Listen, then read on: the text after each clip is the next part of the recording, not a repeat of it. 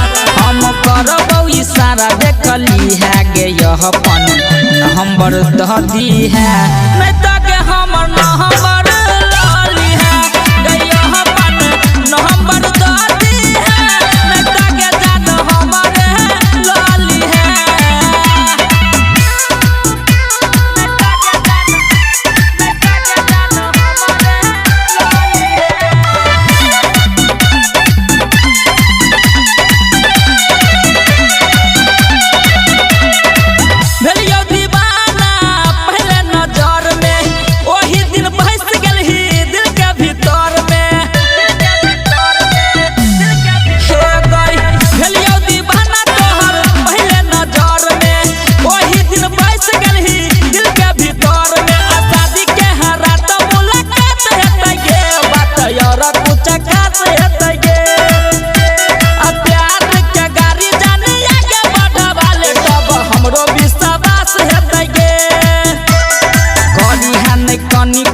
करबा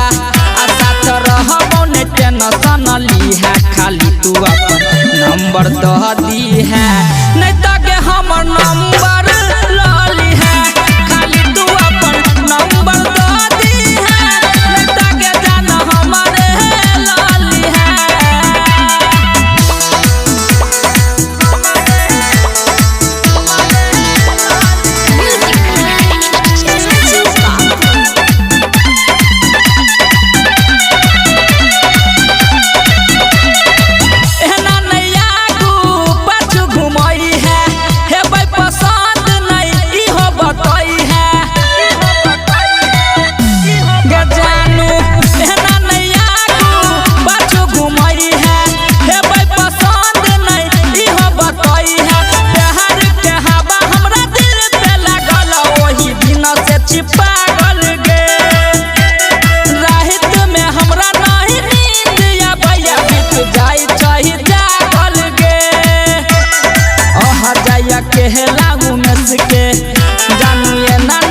तू बिसरई है खाली तू अपन नंबर दह दी है